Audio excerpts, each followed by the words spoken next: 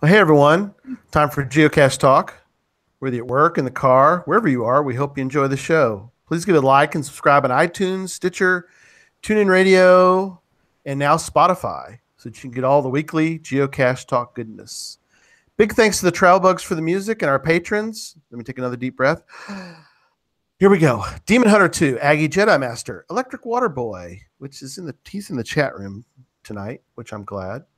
And Teus, there'll be a lot of people in the chat room tonight. It's going to be busy. Joshua, the geocaching vlogger. Nick at Cashly. One Kind Word.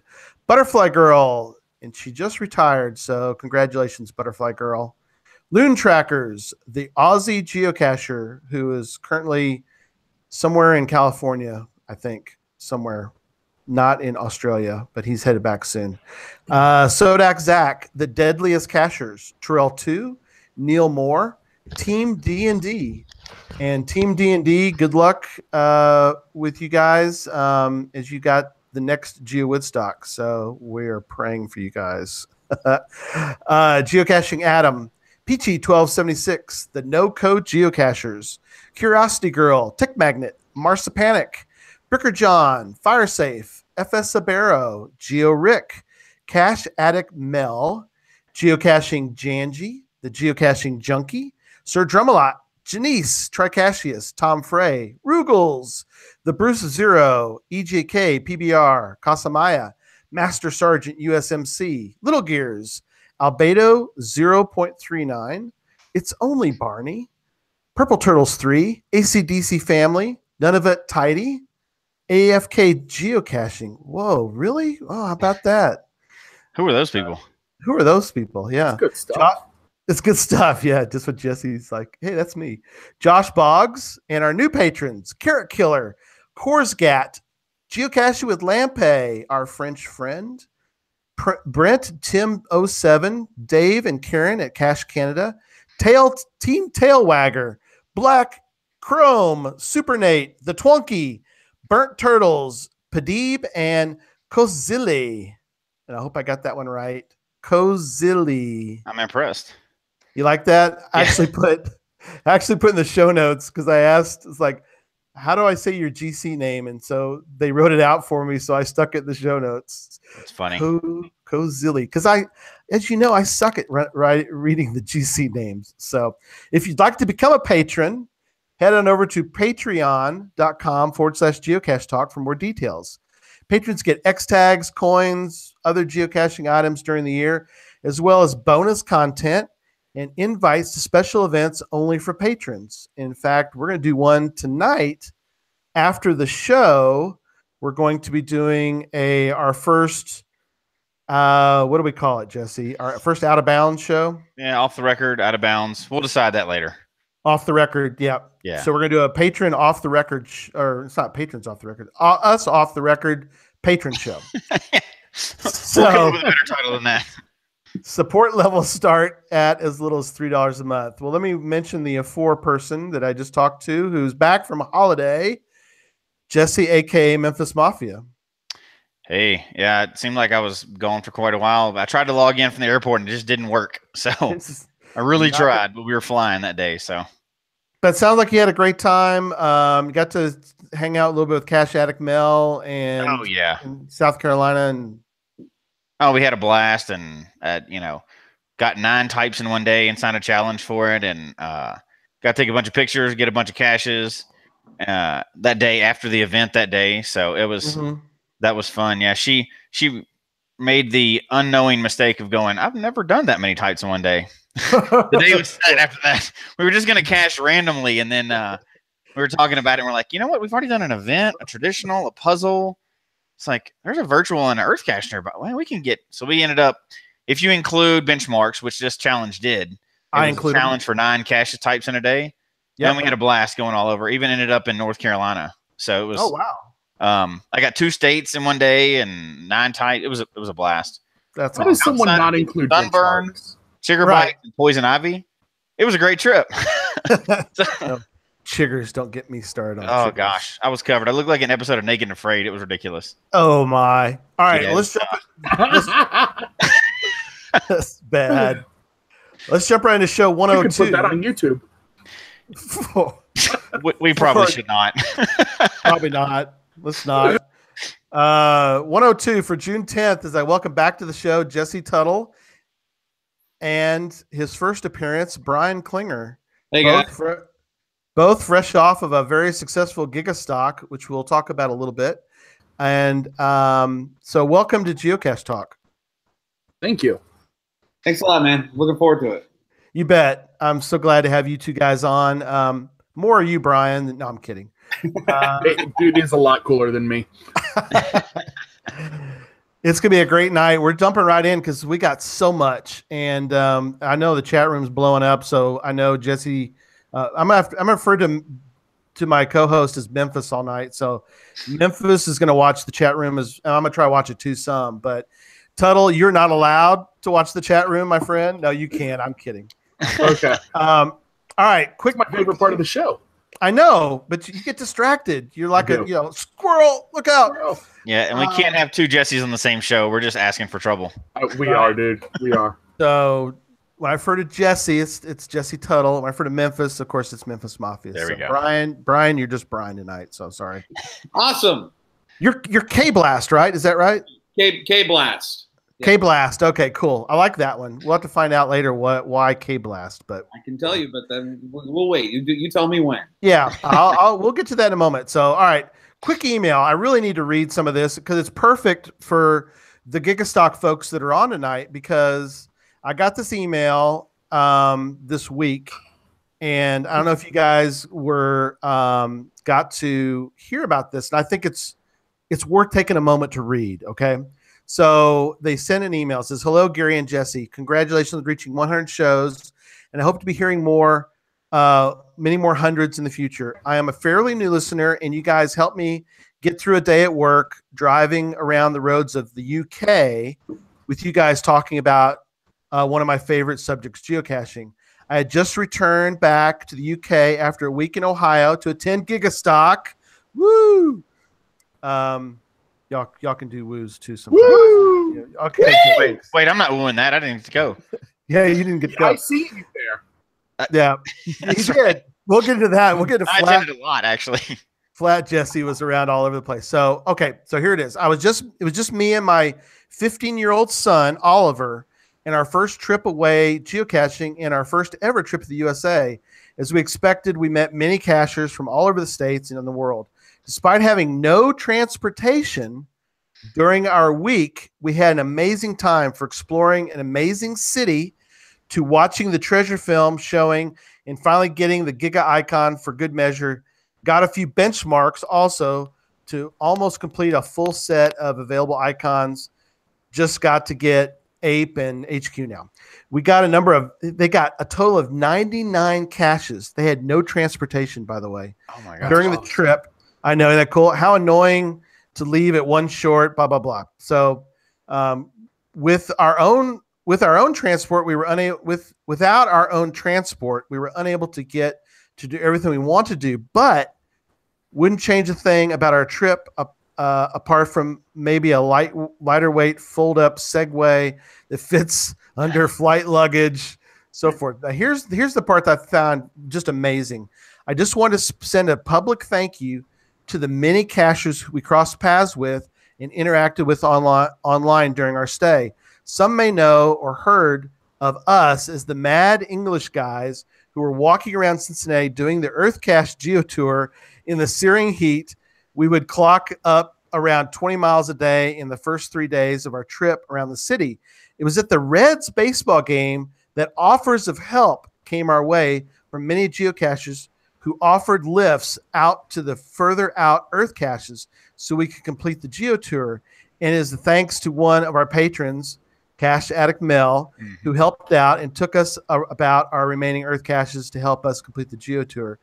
And they go on just to talk about how amazing it was to be there with all the people and everybody who helped them. So keep up the good work. Happy caching, Brian and Oliver. It's BTCO and OW 2003. So I thought that was amazing. And Jesse, I wanted you to definitely hear this. The fact that, well, the funny thing is I've already heard that because I went caching with Cash Addict Mail, and she told me this story before the email came in. Told you the whole story. But so Jesse, hats off to your folks in Cincinnati, and the great geocachers who were there to help out and give them some rides. That's awesome. That's just really cool. Isn't that awesome? Not something we planned, but Yeah. What other venue with 5,000+ people 12,000. you hang out and we'll get to the numbers, right? We're spoiling now. What other type of venue could you like, hey, I want to go do these random things and find somebody nice like Mel to show up and just, oh yeah, you know what? I'll drive you around. That's cool because you can go pretty much anywhere across the country or even the world, and you can find another cacher just to hang out with randomly like that. So only in this game, right? Yep. Oh, absolutely. And so just so grateful for everybody and he really wanted to, he's like, I know you've got a busy show, but I was like, no, I'll take a minute. I got to read that because that's incredible. So, all right. We did a DuckTales trackable giveaway. Here they are. So as people have already seen, probably the DuckTales trackables. We did one. We actually gave away 2 last week. Because there you go. There's one right there. Oh, did I show the wrong side? No, I didn't do that. Oh, it's trying to. I don't know if that's readable or not, right? Oops, wrong side. I meant to show that side, right? Oh, okay. I would never show my trackable number online. That'd be cheap. Of course not. Why would? Yeah, I mean, why would you ever show a trackable number during a show? That would be like probably not the blasphemy. thing to do. So I know it's blasphemy. So anyway, so we have one more trackable winner, and that person is Agent Big D. So Agent Big D, congratulations. You are the winner of random.org, the god of random.org, whoever that god is, picked you, and you are the winner. So I'll be sending you your trackable in the mail, hopefully this week. So cool. So webcam watch this week. We're so excited to get to our show that we're going to kind of speed through some of the news. Here's my webcam watch. No change. So no change. Go through that. I actually got an email, but I want to keep it for next week. Yeah. Because nothing's happened yet. So yeah, I've got an email. We'll talk about it next week. So, okay, and then a real quick mention of the big announcement that I can't mention. Don't you love that? People hate that stuff. I think. I don't know. I'm hoping people love it. Go ahead and say it. Get everybody started for the first drink tonight. No. Oh, yeah. There you go. Yeah. We have, so Brian, just in case you wonder, that we have a drinking game that whenever I say that we're going to keep that for another show, then you have to drink for that. Because I say it all the time. Got it. Can't wait. There you go. So for another show, we're going to be making this really big announcement. I mean, we're got to be close, right, Memphis? I mean, we're close, so we got to put some more pieces in place, so to speak. But it's going to be a really fun experiment. We had a major piece put in this week that we didn't even know was going to happen, and it really is kind of. You're going to mess around and say something. No, I'm not. I'm just going to say that we were able to add some more pieces to this whole puzzle. That's right. Yeah, it's going to be awesome. So, what kind of puzzle is that? Oh, see, no, I can't do that.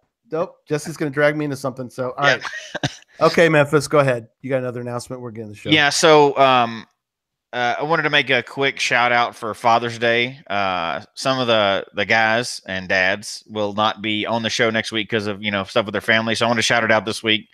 And in fact, I don't know if he's in the chat room or not, but I just got to visit with my dad. He lives in another state, and he's been going back and listening to our shows too. So he may be in the chat room. I don't know. But awesome. He's probably lurking and hiding and just waiting to say something, when I do something stupid. See, that's why you're dumb. No, I'm just kidding. No, I'm just kidding. He's been in the chat room and he's listened to the shows, and it's pretty funny having family listen, too, because he's started geocaching. He travels a bunch too. So I want to shout out to Father's Day because I know many of us will be busy next weekend with family stuff. So if you don't make it to the show, happy Father's Day already. Absolutely.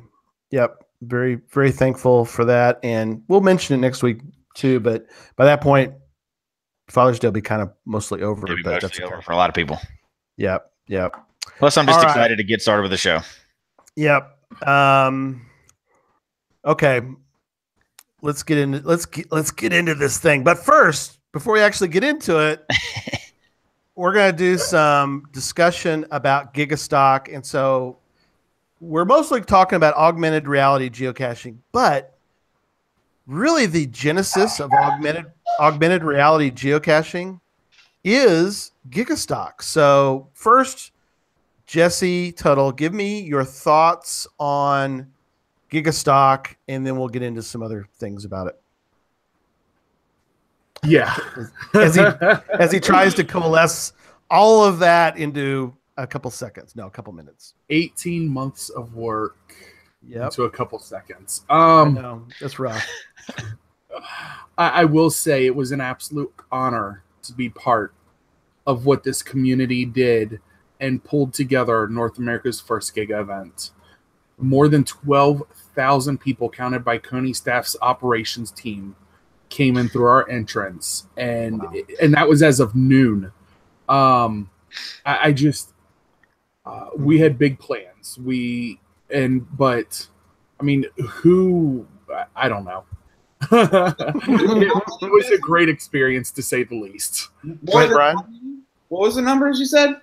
12,000 visitors counted as of noon. 3,032 vehicles with 12,000 heads. They actually had extra staff on hand coming in, counting heads of people in cars. Woo! Why do you have to be an overachiever? That's like 5. That's like 24 megas. What's wrong with you? Right? That's got to be an overachiever and do it all in one I time. never realized that 24 megas. That's true. I posted a mega before. I never realized 24 megas. Good job. So is 12 the biggest Giga yet? Mm-hmm. I don't know. Yet, Neil, I am a little bit. You're reading the chat room, aren't you? No. No. Okay. No. Yes. Okay. No. No. It just happened to coincide with a chat in the chat room. I didn't happen to call someone out by name. But no, it's moving forward here. There's a lot coming out of, as you like to call it, Gigastock, which is kind of fun. Yeah. The ambassador team's moving forward. There's a lot of things. The website's migrating to a new domain, probably something like cincinnati.geowoodstock.com or US. Okay. Very cool. Part of the migration, there's going to become a new photo gallery where people can upload their pictures and create like an online scrapbook. By the way, Klinger is part of that. Oh, sweet. He's going to be helping head that up if no one noticed his call out for pictures in the community group. I quickly poached him after that. Woodstock was it was a first for a lot of things. Not only was it the first Giga in all of North America, but the entire Western Hemisphere, which does encompass part of Europe. Mm-hmm. It was the first Woodstock at an amusement park, and we were the first one to bring Augmented. I wasn't necessarily. My team developed it. It was Klinger's idea. There was a huge group of ambassadors, 50 ambassadors, I believe, that volunteered to beta test this over a couple-month period. But to bring about augmented reality geocaches to the center stage of the community. Awesome. And to put it specifically, they were lab caches. They were lab caches, but built in a way that could qualify for regular caches. Right. But yeah, we did them as labs, and yeah. So I had a quick question. Okay. Can people still purchase items, or is the store pretty much shut down? We've been working on the inventory greatly, but yes, the store will come back up sometime this month. We'll put out an announcement. People will be able to pick up some stuff there. Cool. Yeah, we've had a huge request about that, of being able to get more event coins and product and so forth. Yeah, definitely let us know. We'll mention it on the show, because I think that everything was so cool. I love. I even put it back here. One of the coins. I love that. Where is it? I gotta grab it. Such a cool coin. By chance, it wasn't the red button coin, was it?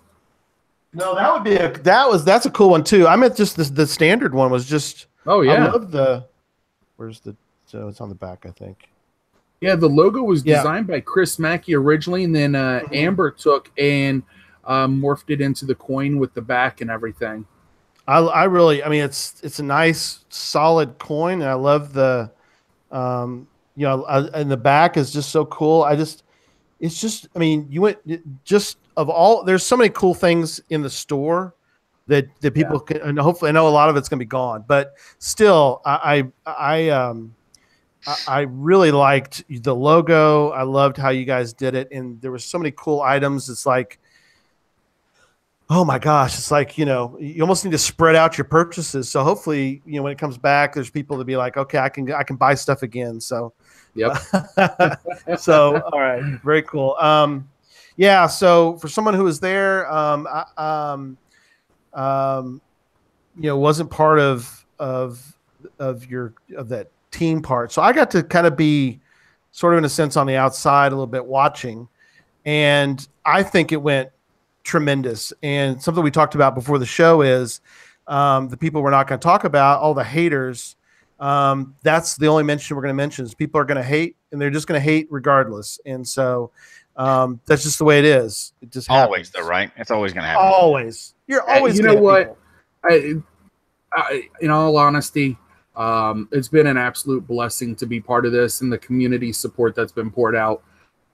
It's quite breathtaking. So, you know, there's going to be hiccups anywhere. Anytime you're working with so many organizations to put on an event with so many people, there's going to be hiccups. But you know, I would do it again if it hasn't been done. Maybe but just it's been done, so I'm not doing it again. Do like 6,000 people. You want to do a smaller one? Yeah, just do a small one with like 6,000 people. Yeah. Yeah, right. Golly. When we're dealing with the haters and everything, the thing that I brought away from this is just keeping in mind that if we don't want any haters, then we don't do anything new, interesting, or exciting. Right. What fun would that be? Same old, then no one's going to hate anything, and it'll just be the same thing that you always had. And, absolutely. That's a good point, Brian. And we may have not had AR caches brought to this stage so soon. Right. Well, and think about it too. So this is how lab caches are supposed to work, right? Now everybody can say that this was already on the board and just coincidence or whatever, but you have lab caches, you talk about it ahead of time, they're AR, and now we have this experiment that we're trying. That's what lab caches are supposed to be from the very beginning. You get to try something new and temporary, see if it works. Tons of people do them. Now the next stage would be geocaching coming out and saying, hey, now we're going to experiment for a short period of time and see if this could be a real cache type. So this is how I hope to see more things like that coming, right? Y'all tried something new. It could have flopped. People tended to like them. That's great. Now we get an experiment where we get to play around with the type in the real world, in the real caching world. So yeah, so, you can't ask for anything more. You know, that's another first. You've actually absolutely done lab caches how they're supposed to be and not just, you know, read this off a sign and you got it. You mean golf balls in a bucket? You didn't find the right one? Right. There you go. Yeah. But that's exactly what it's supposed to do, right? And now look at this. We get to play with AR caches, and we have a whole new thing to really try that we haven't had something new like this in a while. Yeah. Well, you know, the reason I mentioned the golf balls in a bucket is someone said, hey, Jesse, what are you doing for lab caches? I said, I don't know. I'll probably put golf balls in a bucket, put a word on it, and you got to dig and find it. So I probably should recruit K-Blast to do it. Last thing about the haters and everything is just that it's one thing to be mean and hateful and another thing, but it's another thing to be helpful too. There are people who are actually providing some helpful input, and I realize that the Texas Geo Woodstock and all the other gigas that happen in Germany and all over the place learn from what happened here so that they can make things better next time. That's the way it should always be. Yeah, no, you're absolutely right, Brian. That's a very good point. All right, so let's get into the topic. And so Brian, start. I want to start first with, because K-Blast, I'm intrigued. So where did you get the name K-Blast? All right, K-Blast came about before I ever got into geocaching. It was actually on our license plate. We adopted 2 kids. My wife and I, we adopted 2 girls. And and it was, my name is Brian. My wife's name is Lisa. We adopted Allison and Shelby. They came with built-in names, and I started thinking, BLAS. What could come after that if we ever had a kid? And I told my wife, if we ever have a kid, we have to name him. His first name has to begin with a T. Because Blast sounds really, really cool. It does. And so we surprised. My wife got pregnant, and we ended up naming him Trey. So it's Brian, Lisa, Allison, Shelby, Trey, and the K is for the Klinger. So Klinger and all of our names. We came up with K-Blast. K-Blast. That is awesome, isn't it? That's awesome. So, awesome. All right. So Let me ask you two guys this. So, and just we'll kind of go back and forth, but I know Jesse, you had so much to deal with. When did you decide, or how did it come about, this idea?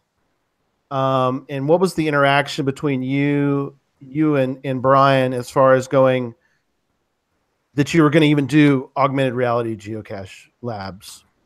It was earlier this year. We were meeting up to tour the venue. He was sharing some of his ideas that he's been. Okay, Brian, my entire team, especially Ryan Simmel and Scott Miller in chat's going to know this very well. My entire team's good at putting up with me and following up while I'm not. So he's been brewing on ideas for 6 months. Since the announcement, we met up earlier this year. Walked the venue, checked it out, and he goes, "Hey, so here's what I have going on." And he started laying it out for me. And he showed me an app that was beta testing or something that included augmented reality. He said, "I would really like to do something with augmented reality."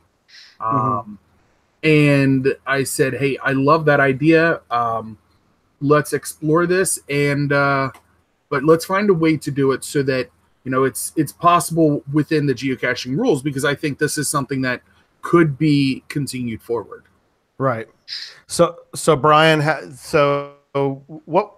where was the genesis even in your mind of this whole concept?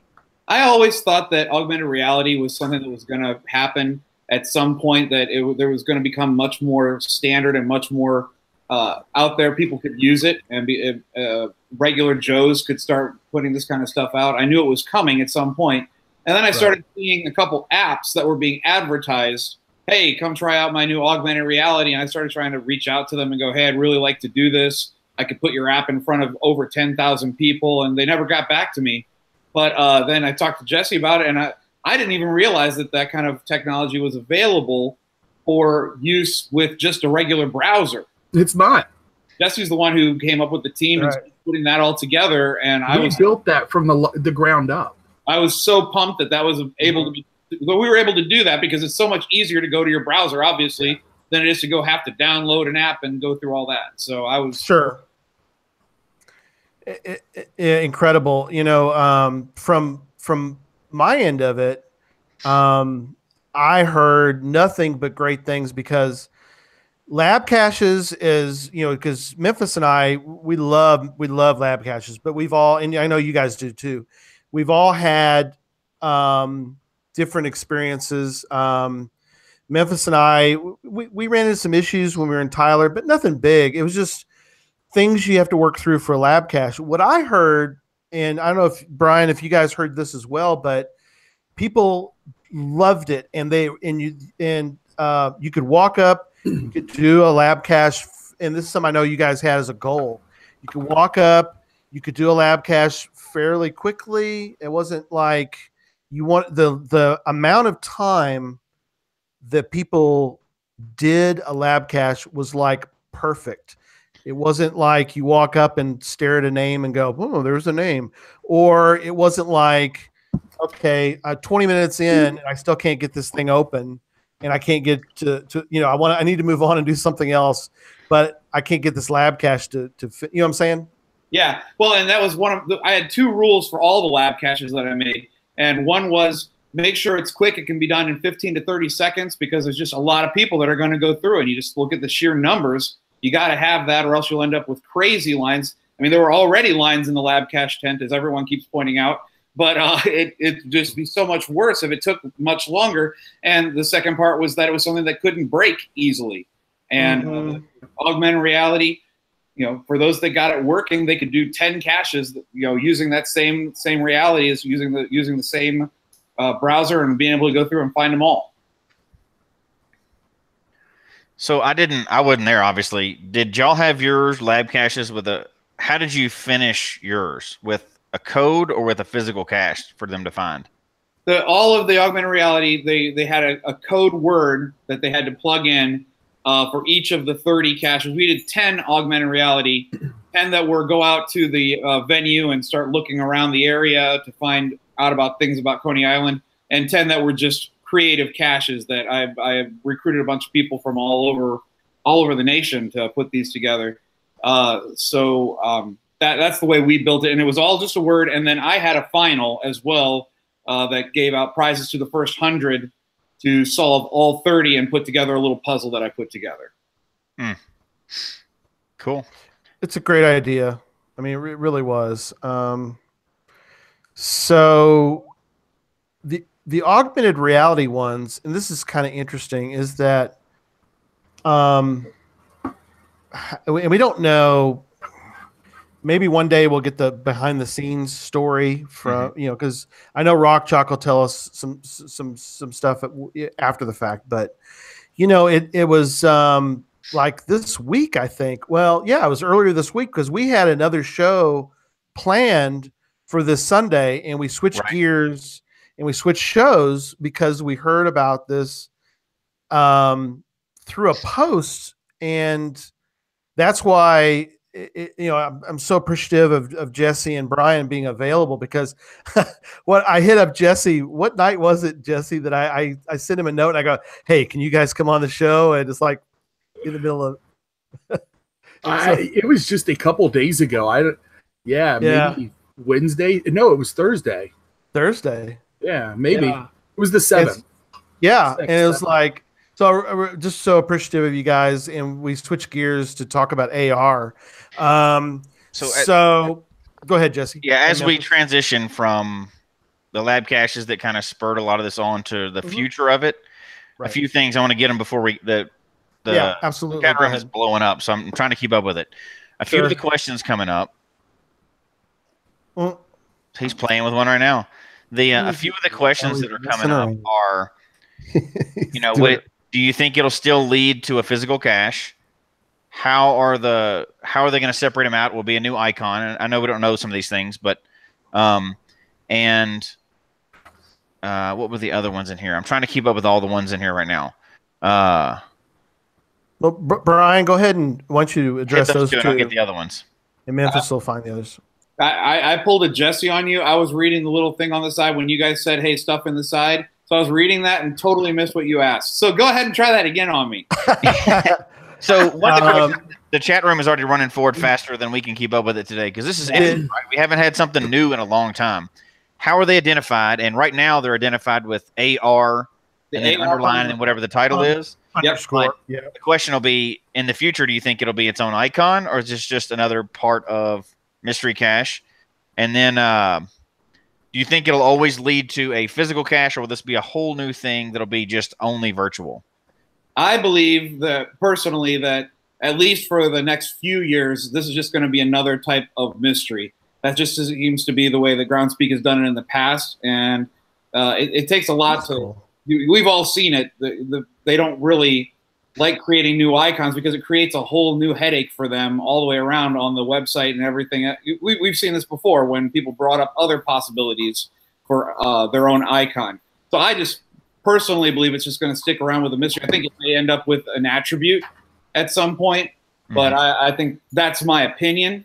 And then as far as will it eventually be something where you just go out and find an AR, I think that geocaching was built around finding an actual container. So I think, again, this is just me speculating. I think that it's going to stick with a mystery type thing where you go and find a container at the end, as opposed to it being its own standalone AR. That's my opinion from what I've seen. Gary, do you think the same? Yeah, I can't see them changing. They're pretty adamant about it's got to have there has to be a final, it has to be physical, and it's going to have a logbook inside of it. I mean, that's from what I can tell, that from talking to them and trying to get other things pushed through, because I've tried different things on, well, technically that's a logbook. Nope, can't do it. So I think that there's going to be, I really do believe that, but within that though, can be very cool. And I know Memphis, you want to show, why don't we take a minute while we're kind of in that mode. Let's, I'm going to have you take the reins, and if you would show something, and I know Jesse Tuttle was talking about, he can comment on this as well. But so if you'll do a screen share, Memphis, on. I will, on what we talked about earlier. Yeah, the reverse. As I do that, I'm going to throw something else out that just came from the chat. It's very interesting. Go ahead. And I feel like I'm Jesse right now. Like squirrel just went by, right? But Sharon's going crazy. And somebody said that they have to be inside. And that prompts the question, outside. But that prompts the question, why would they? This could lead to indoor things like at museums and other stuff like that because so that's interesting, I think. That is very interesting. All right. Yeah, interesting you said that. We had a local museum that reached out to us after Woodstock and asked if we could use our target-based ARs and build something for them. So how interesting is that now we could have, the game could be inside and then the container could either be inside or outside. Right. It's pretty interesting. So, all right, I'll show the one that, if you want to talk about it as I get it. Yeah, go ahead. You're going to pull it up and go ahead and do a full screen on that puppy. So, all right. So Memphis is working on one. This is Metaframe, by the way. Metaverse. I keep saying Metaframe. Metaverse, in case people are wondering, it'll be in the chat room, but it's gometa.io is the website. Yeah, here it is. There you go. They can see it. Yep. So this is pretty easy. So I jumped on as soon as this came out, and you can log in and have a screen name. And one of the first ones I built was just a simple layover or overlay or whatever, and then you talk to the person and they give you the final coordinates, and you go to the second stage and do it. But then I thought I'd experiment with, for people that have seen this so far, this is what the layout looks like. And if you've built a Where I Go before, this is kind of like a visual version of a Where I Go, but you have the frames, you have a lot to choose from. Oops, I don't want to show that one. I don't know if that's the final coordinates there. So this one just it does talking. It does an overlay, and you take a picture, and it saves to a wall, and then it tells you did it, and it goes to the final. But the interesting thing here is this one. So this is a reverse webcam. So this is just one idea of something you could do with it. Here's what a reverse webcam does. Right. Of course, these are all me experimenting, right? But people were getting on. This is not even published yet. People have been getting on Metaverse and really getting ideas.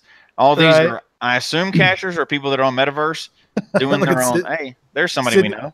Sydney got on there, Sherminator 18, and she did with a webcam overlay on it, and people can take their pictures. So it's kind of like a reverse webcam, and that's just one of the possibilities, right? So now we don't have webcams anymore. We have virtual reality or augmented reality. Now we can. There's a lot of things, I think, and I know we've got a list of a lot of things, but this is just one, and that took all of 10 minutes to build. It was super easy. And that's just one of the selections on one of the platforms. And this is not even made for geocaching. This is just an app that already existed. So I think that's going to be, the possibilities here are going to be pretty interesting. Yep.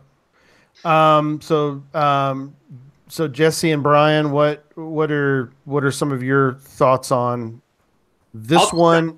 I'm going to jump in because of the metaverse. I know Jesse's excited to be talking about some things that he's got in the pipeline, but yeah, go ahead. The metaverse. I spent some time on that, and I love the idea behind it. I love that there are lots of possibilities there.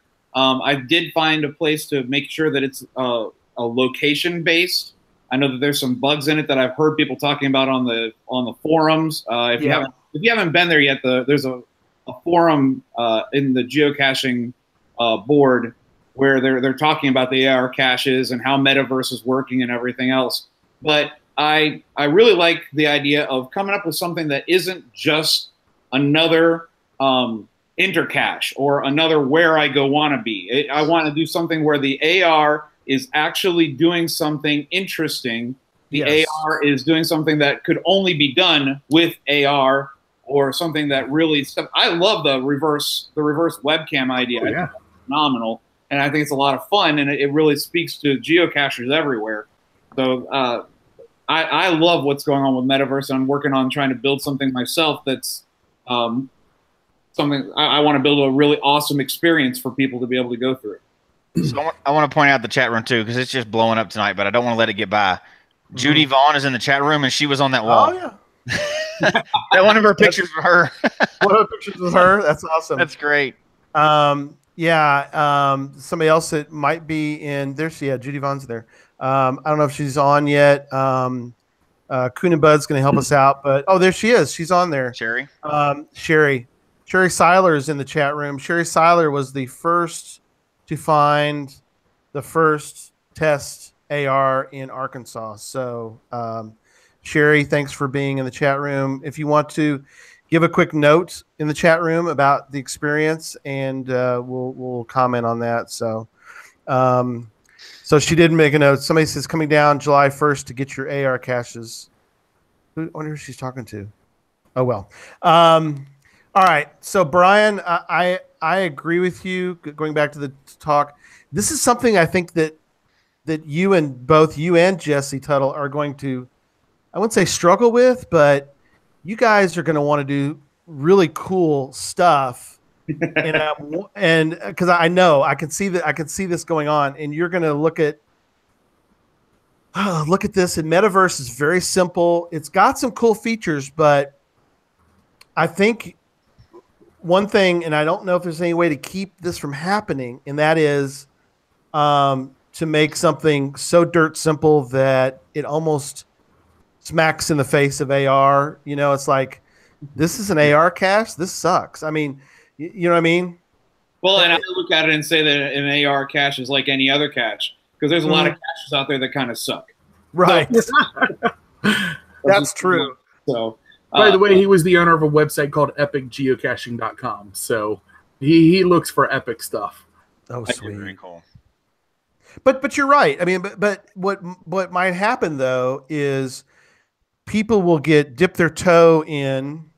It's kind of like a new geocacher. They go, wow, I found an LPC. I wonder if I can like hide an LPC. They get started in the game, and then they go from that to sort of gadget. You know what I'm saying? There's hope. Is kind of the way I'm saying it. Do you agree there? Because there's hope for the future. Absolutely, yeah, and that's part of why I'm not worried about trying to be one of the first ones in Ohio. I just want to put out something really awesome that will help give other people ideas for something awesome. Like Memphis just came up with a really awesome idea, and I hope that a lot of states can put something like that out. And I think that it's like somebody put in the chat room, like WV Tim. He puts out these gadget caches. He wasn't the first gadget cache guy, but he's the first one to really start pushing it and promoting it and trying to help other people do really, really cool stuff.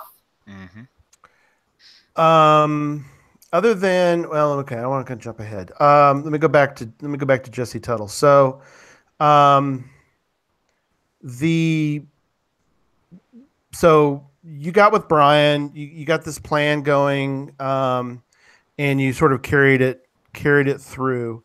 So now we get this word this week about AR geocaches.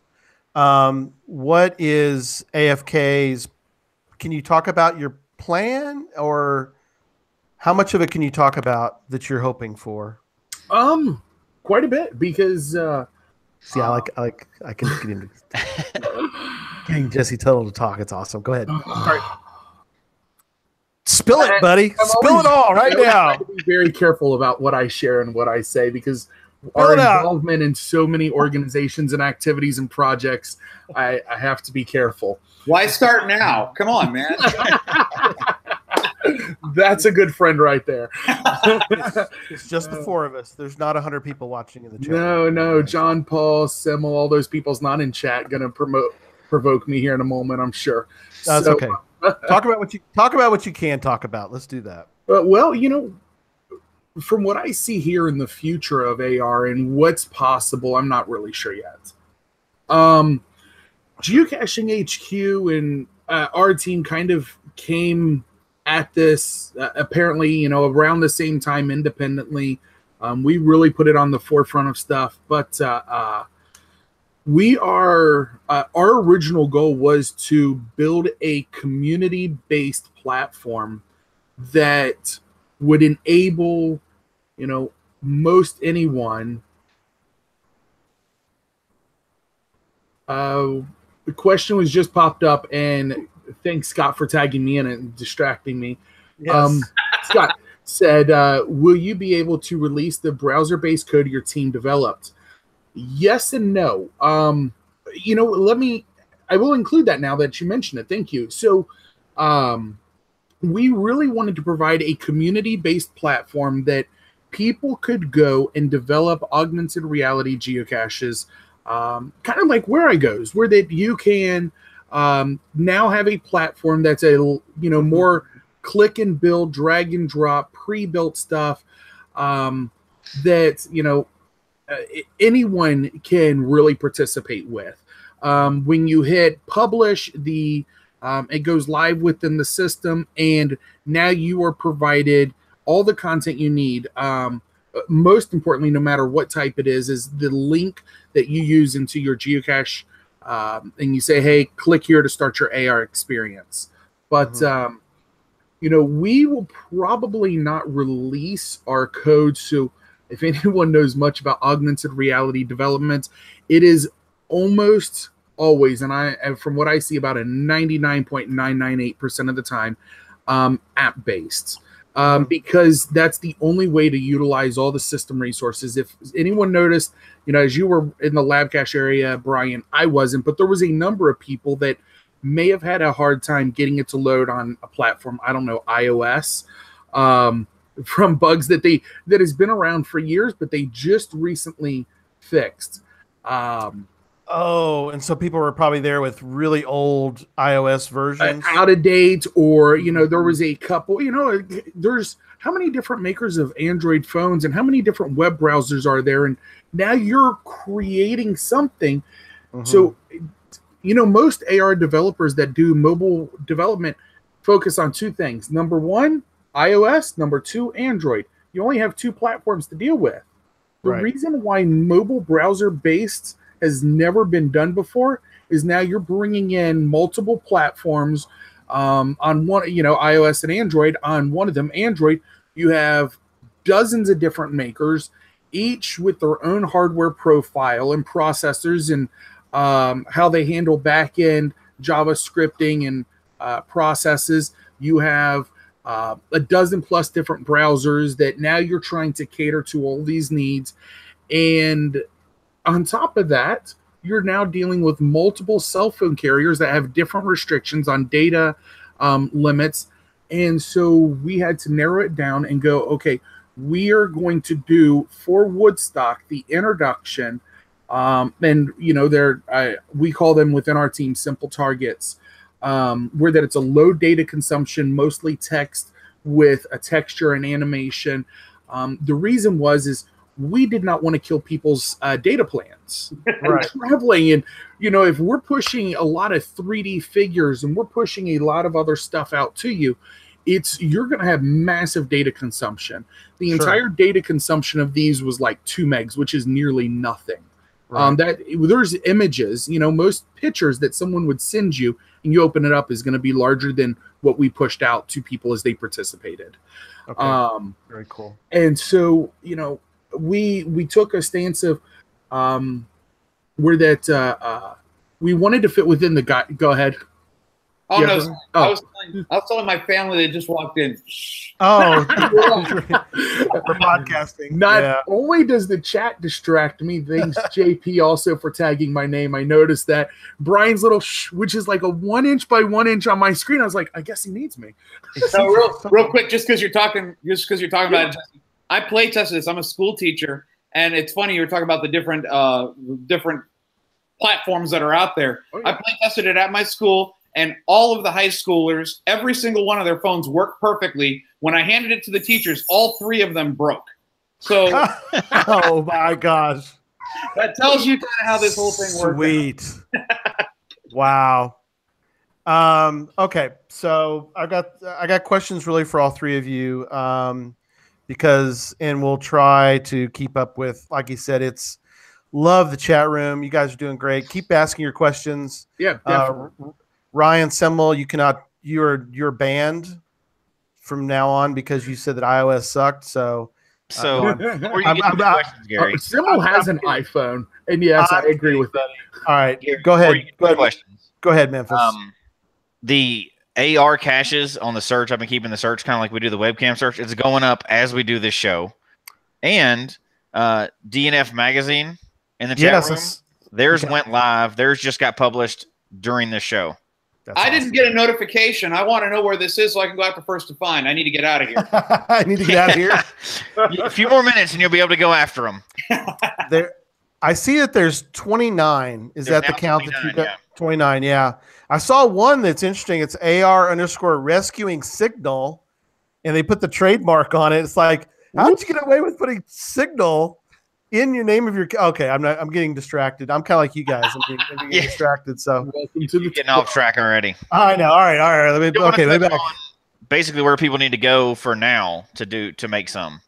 Yeah. Can I chime in something, because it was something Scott asked, and I think it's going to be really cool. So as we are launching this community-based platform, we're building it in kind of the initial first launch will be the simple targets, and then there's other types of AR caching experiences that's coming. But we're working on an advanced feature where that if someone knows, so any game developers in the chat or anyone that does 3D game development knows the two big engines. I'm not going to name drop them here, but one of them focuses all the big iOS and Android apps and everything that are games use them to build their games now. So, but they focus very heavily on JavaScripting.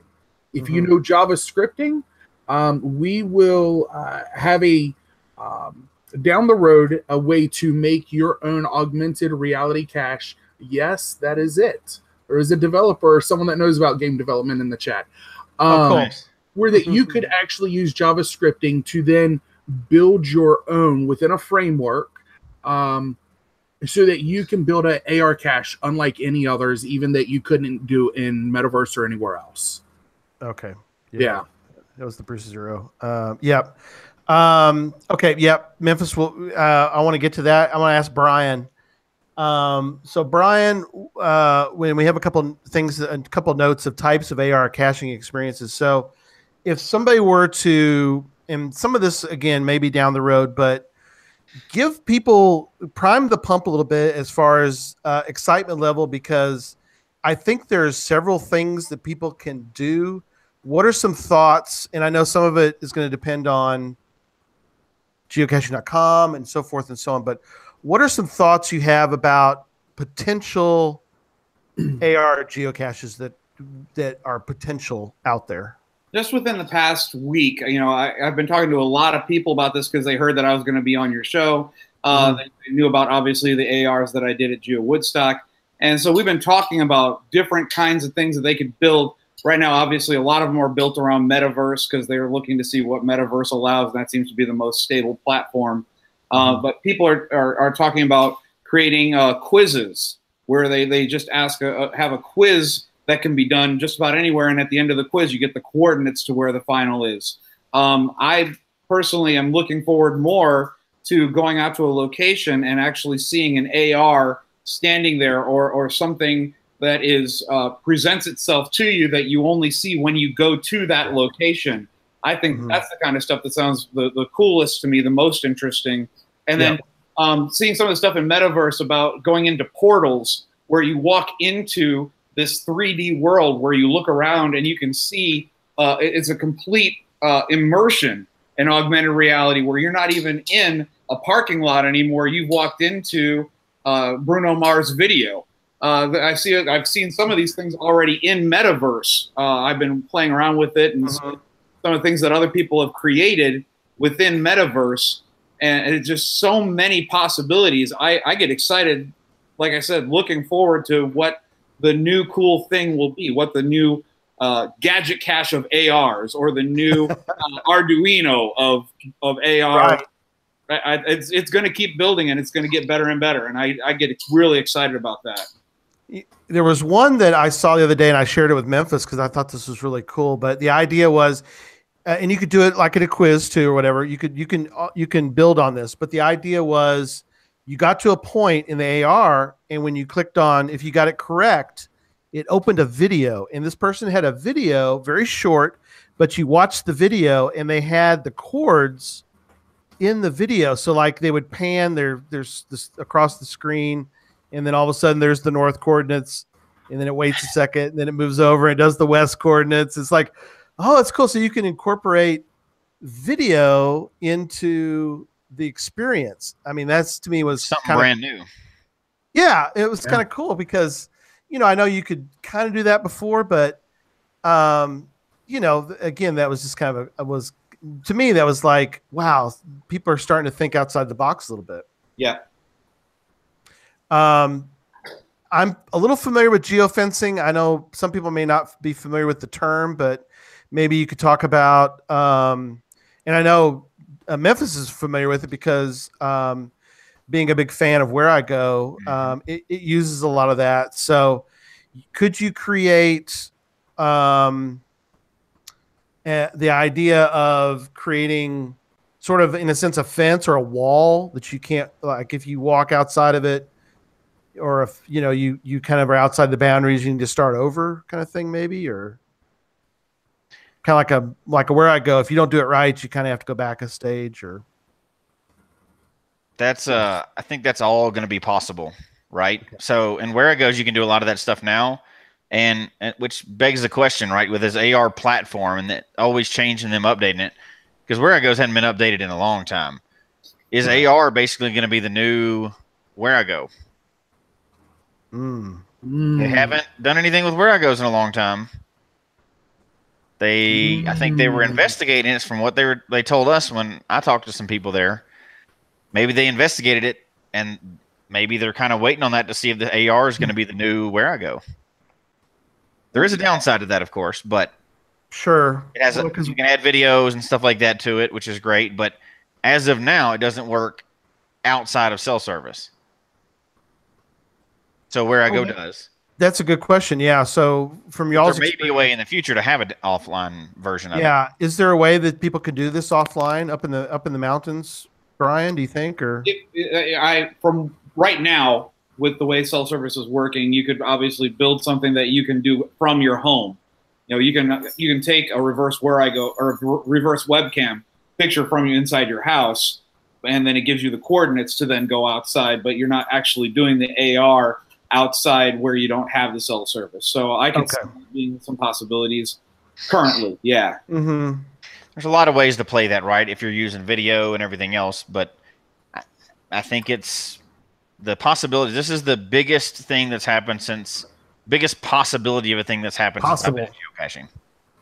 Because we don't know that it's going to happen, right? It may be a 3-month or 1-month thing, and then it's over. It's gone.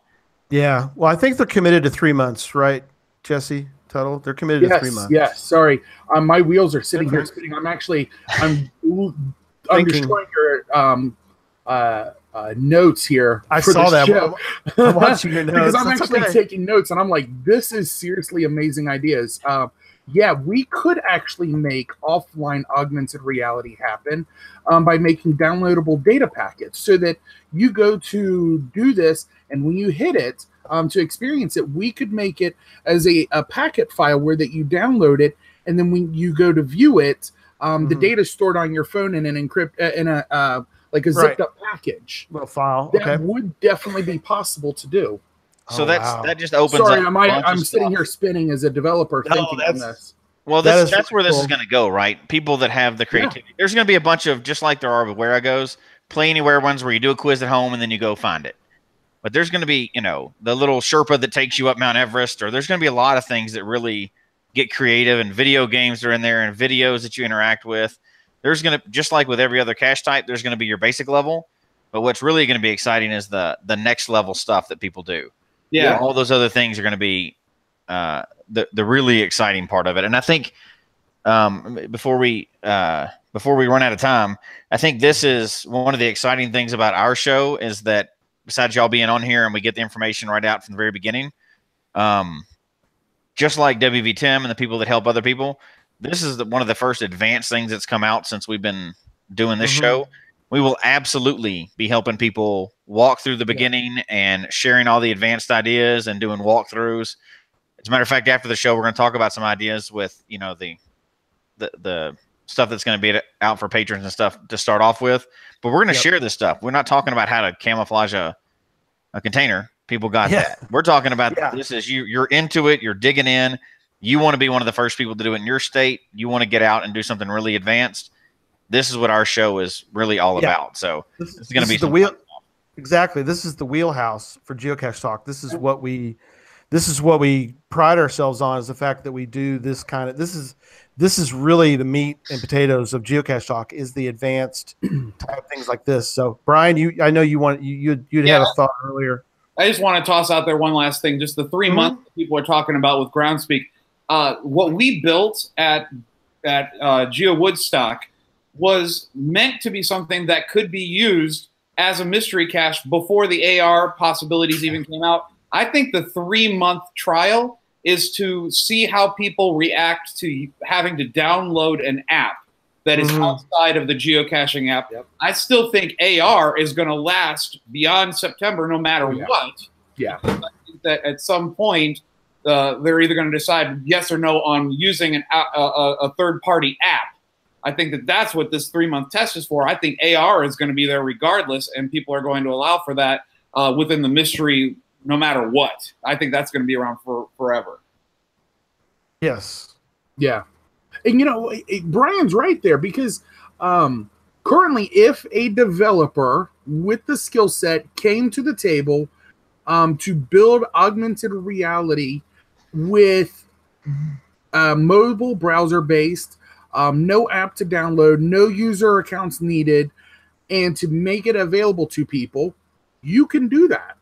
And that is exactly why the Woodstock Labs were built the way they were. But I think you're right, Brian, where that they're testing the concept of, do people want to have to download an Android or iPhone app, make user accounts, and qualify these services for potential further community development or not? Yeah. So I think the 3 months also, the question that's going to come up, and somebody brought it up, and I'm glad they did. I was waiting until somebody brought it up in the chat room. There is going to be that segment that says, I don't have a smartphone. I cache only with a GPSR, and this is not fair. You made Brian laugh. That's not true, right? No. Yes, you can't do this without a smartphone. Teamwork required attribute. Right. Guess what? There's chirp, there's scuba, there's mountain climbs, there's rappelling. D5, T5, yeah, exactly. Yeah, there's all kinds of stuff. There's not going to be any game that would be worth anything if everybody could do every part of it. It would be no fun. So I like the idea that they're adding something new. And, it may be that a lot of people don't like this, but I think some people will. Just like, there's that one cache type, that really boring one. I won't mention Earth caches, but some people don't like to go for those. Hey, there's an Earth cache. I think you just mentioned that, but anyway. Oh, whoops! Did I let that slip out? I didn't mean to let it slip out. Outside of a tour or anything, you're not going to mention that. That's no. But there's different types for everybody, and there's some types that you may never want to do. I hope we don't have a lot of people complaining, going, "Oh, this is dumb. This is not geocaching," because that puts a cramp on them trying to expand and try new things. So I think it's going to be. I really hope people will try this out, put some out. And are positive about the responses, so we can add a little more to the game. Even if it's not for them, just don't be negative. Just stay out of that, somebody just mentioned put scuba attributes on AR. Oh, gosh. Oh, my God. Oh, my gosh. There's so much stuff happening. That's a bad T5, D5. What I can tell you, what I will say for all of our people that are listening to the show and, all that other stuff in this big network and family or whatever, we will help everybody get into this and try them out. And we're going to be talking about this stuff. And we're going to help people really get on board with this. Yeah. In fact, and we're about to go around the room and wrap up tonight. But yeah, so something that even Memphis and I talked about before is we are going to be doing a video and Brian, again, I know it's sort of cringeworthy a little bit, but we're going to at least get people in. Now, they're not going to be great. They're going to be, but I've had a lot of people who are like, they don't even know how to dip their toe into augmented reality, and they have no idea where to start. So we're going to give them at least a push into how to at least create a very simple one. But the idea, though, I think is, and Memphis and I both probably are in full agreement of the fact that we want them then to, well, and Memphis he's only been around it now for a few days, and he already found the reverse webcam. So I think if we get more people to dip their toe in, I think we're going to find more people digging deeper. Mm-hmm. I think it's phenomenal. I look forward to people learning how to do this and dipping their toes in and giving this a shot.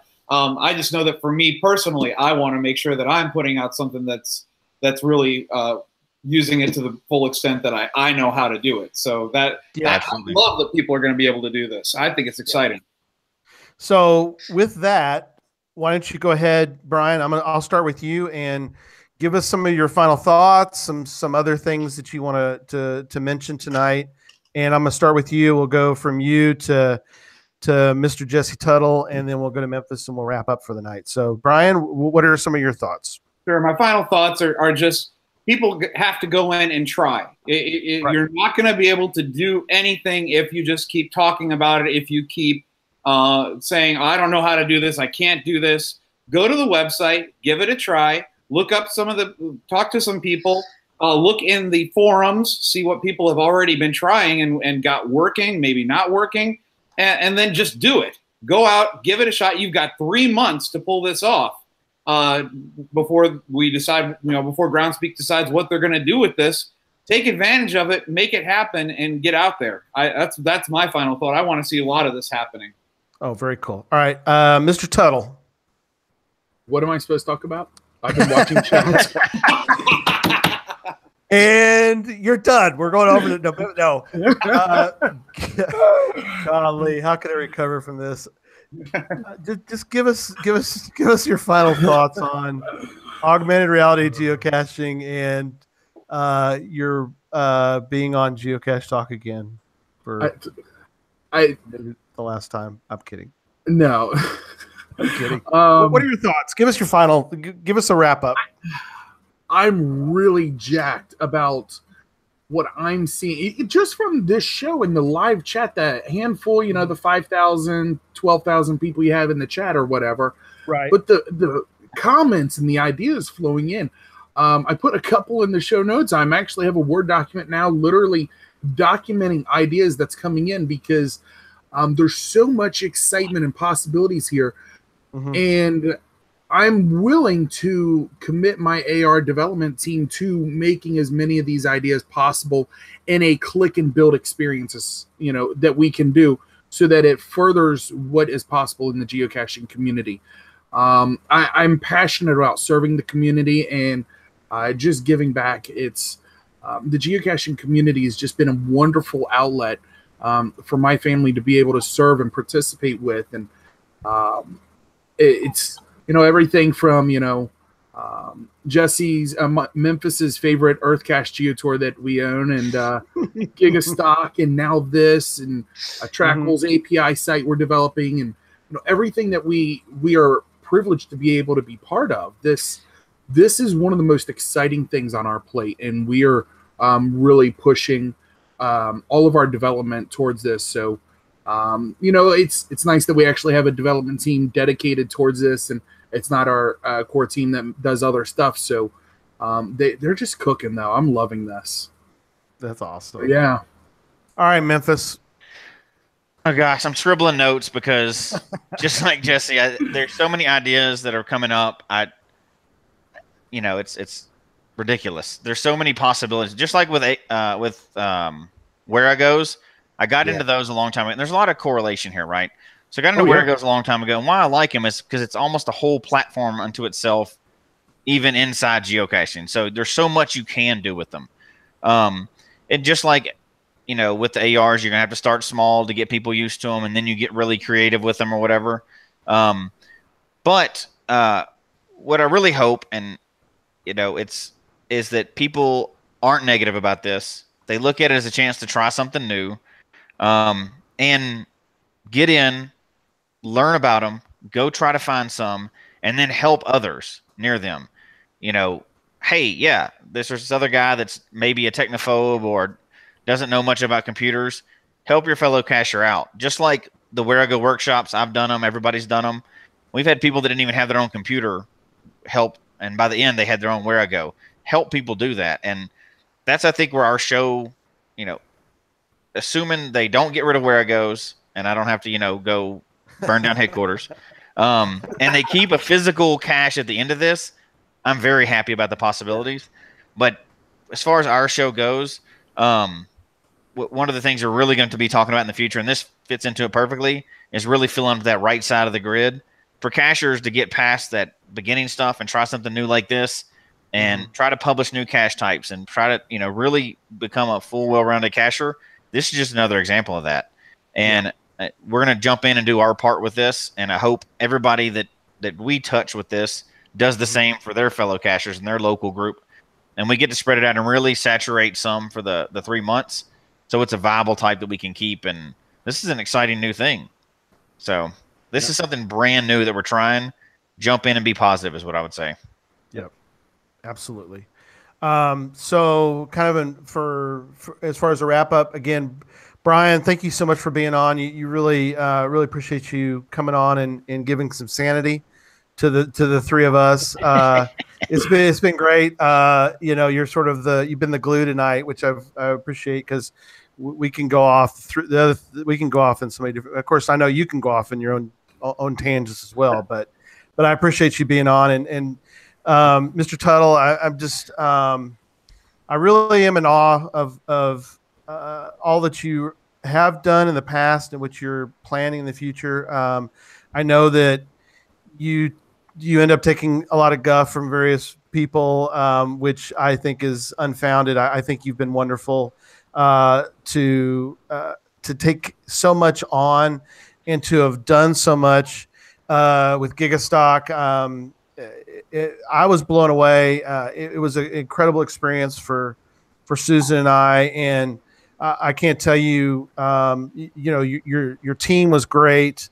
I kid about Ryan and Scott and different people, but Ryan was like running around, like sweating profusely, setting stuff up, and he was so gracious to everybody.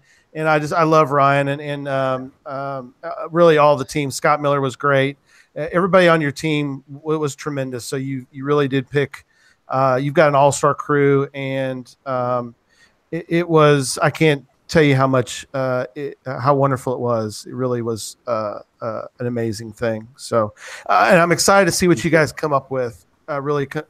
Going forward, and like Memphis said, we've got a whole new ball game now to think about and to be part of, and we've already got, like I said, we've got this huge announcement coming up, and I don't know, we might be able to incorporate this into our huge announcement that we've been planning now for, gosh, I don't know, it's been a few months, and we can't roll it out yet, but just stay tuned, because it is groundbreaking. It's something that no other podcast has ever done. And I can't tell you, I'm so excited. And Jesse's going to kill me one day, because I'm going to probably spit it out, and he's going to no, we're not ready for it yet. But anyway, all right, enough of that. So coming up on the show next week, we're going to do Favorite Finds Part 2. Sound familiar? That's what we were going to do this Sunday. So we switched around. So it's now show 103 will be Favorite Finds Part 2. We did Part 1. We had really great feedback on Part 1. And so people are pretty excited about Part 2. So that's coming up next week. 2 weeks out, we've got, I also had to call a little bit of an audible on that one. The geocaching vlogger is going to Germany. And so we want to hear about his experiences and all the things that happened while he was doing that. So that's in 2 weeks. And then, by the way, for any Germans that meet him, he has a couple hundred really nice trackable tags he's going to be dishing out. And it's designed, we made them, and they were designed by John Paul Barr, which is in the chat room from Estonia, a top European designer. That's right, John Paul Barr. He's going to be on our show coming up in this summer. John Paul Barr, which is it's like, I don't know, 4 a.m. in the morning over there right now. Yeah. So hats off to John Paul. Man, I'm so glad you made it into the show. And yes, I actually got to see those. I got a little sneak peek, Jesse, on those. Those trackables are really cool. So definitely go check out Joshua's events that he's doing in Germany. If you're over there, we do have a lot of German listeners. So definitely check out the Geocaching Vlogger. And go meet him and get you one of those cool trackables. And then in 3 weeks, the aforementioned Ryan Semmel will be back on the show. We're going to talk about the National Trail System. 50th anniversary is this year. And so Ryan's going to come on and we're going to talk about all the cool things going on this year about the National Trail System. So, all right, well, folks, we hope you enjoyed the show tonight. Please email us your comments at geocachetalk@gmail.com. Don't forget to follow us on Twitter at Geocache Talk, at Gary Slinkard. Instagram is Geocache Talk or Memphis Mafia. And Facebook is facebook.com/Geocache Talk. Show can be found on iTunes, Stitcher, TuneIn Radio, Google Play, lots of places. And also definitely on the Geocache Talk website.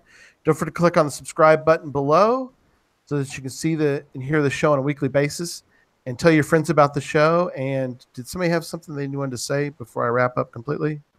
No? Okay. I thought I saw a hand come up. Jesse, I'm just trying to keep up with the chat room. Everybody's pretty excited. So, This chat that's good. Flowing, I can't even type fast enough. Can't even type, but you better wrap up because the show's about to end. So, and until next week, don't just talk about geocaching. Go find and build an AR geocache, and then go geocaching. Good night, everybody. Good night. Good night. Woo! Woo! There we go.